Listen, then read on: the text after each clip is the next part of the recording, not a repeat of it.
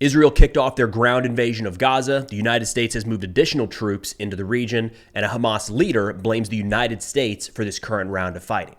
What's going on, everyone? Let's take a look at some updates as it relates to the ongoing war between Israel and Hamas. I'm recording this at 10 a.m. Central on Monday, October 30th, 2023.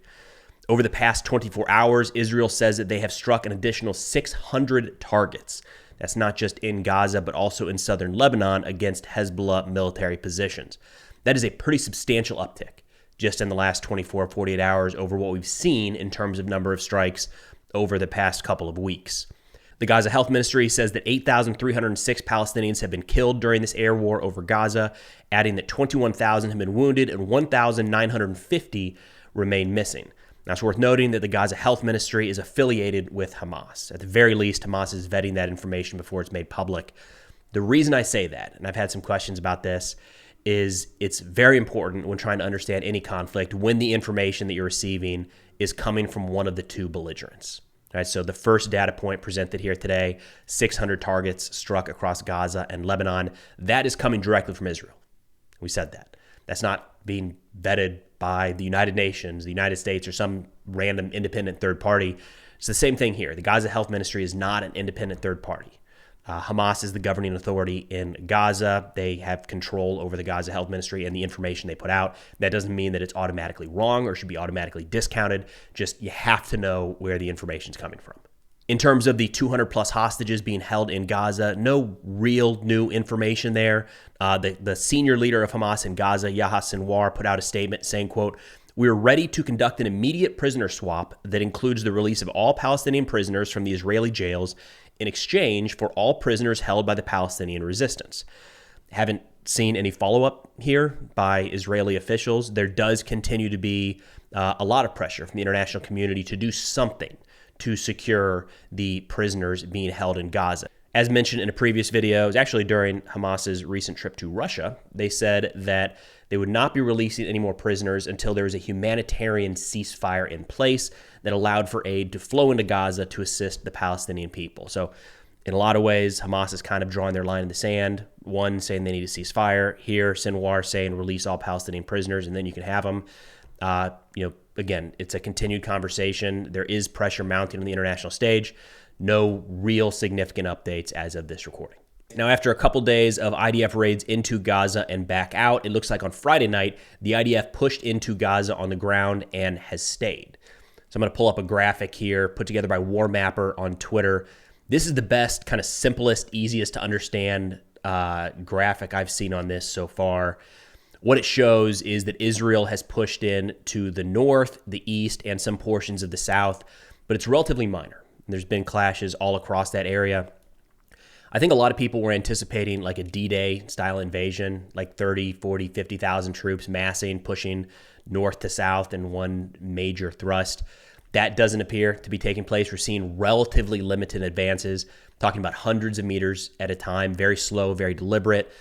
Not a lot of information coming out from the IDF at this point. The IDF has released a lot more pictures and videos of their troops operating just in the last 48 hours than we've seen in the last few weeks, but very little that I would consider like actual combat footage. A lot of the combat footage is still airstrikes taking place on Hamas positions all across Gaza.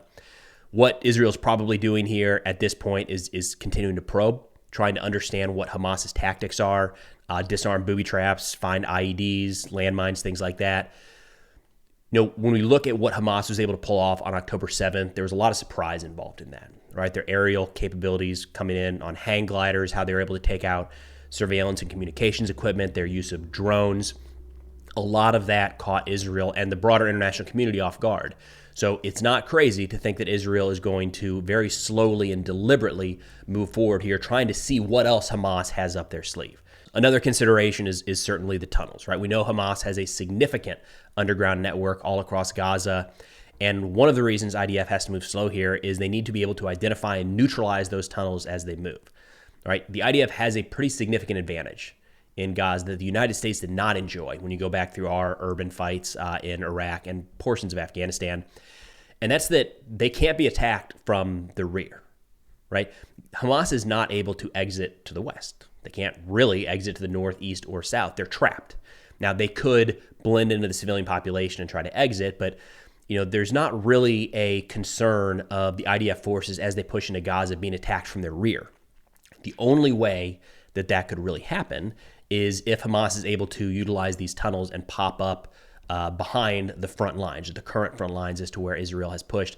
And that already happened, not necessarily behind Israeli positions, but just yesterday there was an announcement that Hamas, using one of these tunnels, popped out near the fence and came into pretty heavy contact with Israeli forces. So again, one of the reasons for moving very slowly, find those tunnels, remove them, eliminate that threat. Now, Israel hasn't really said much about the success or failure of any of these raids, simply that they're ongoing, continuing to destroy terrorist infrastructure. Hamas, on the other hand, has said that they have stopped the Israeli advance in multiple positions, that they've inflicted casualties, destroyed vehicles. Haven't seen personally any pictures or videos supporting any of that. Again, this is part of the information war you're going to continue to see ramp up as the fighting continues. So there may have been additional attacks against U.S. forces in Syria over the past 24 hours.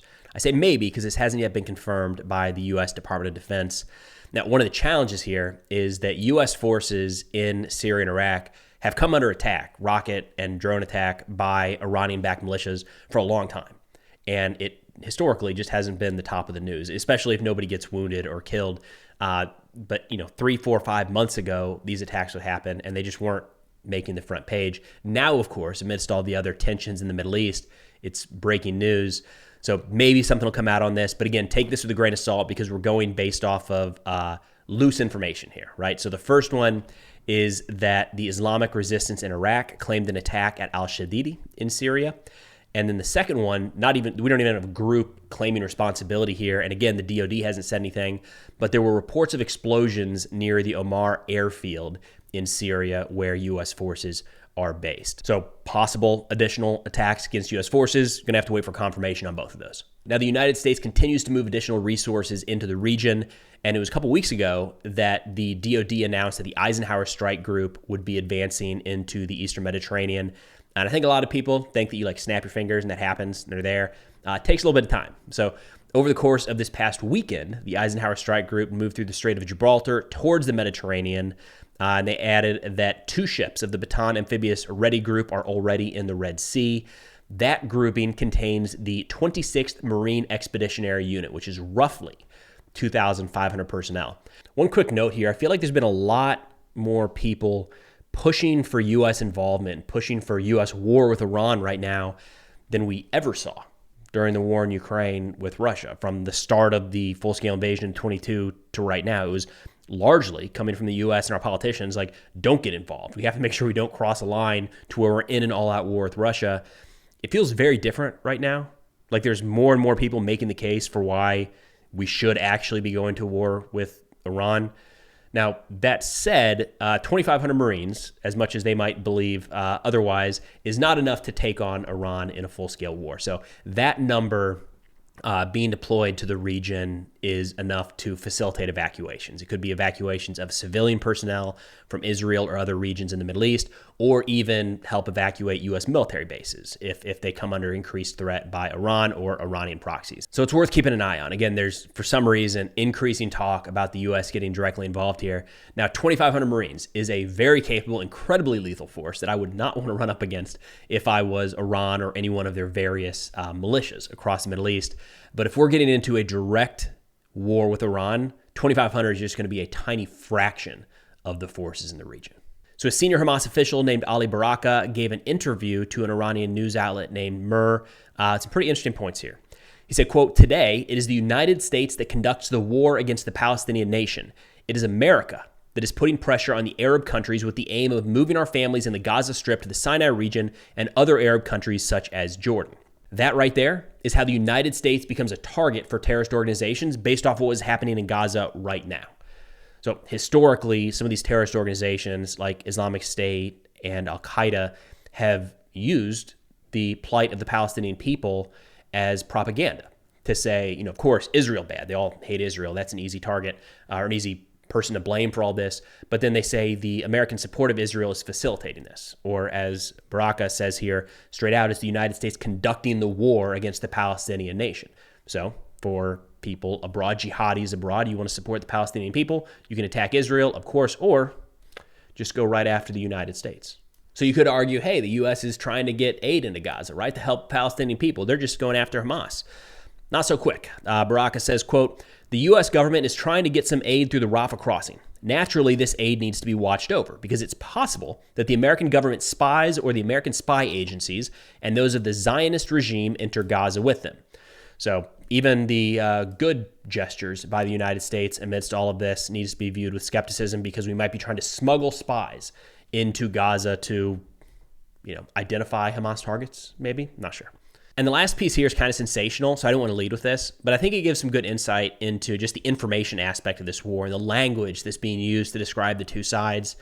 So in talking about international support for the Palestinian people, Baraka says, quote, the French nation, which approves the French resistance during World War II against the Nazi invaders, must also support the Palestinian resistance against the neo-Nazis. That is, the Nazi and racist Zionists. So, just everybody's a Nazi at this point is kind of what it seems like.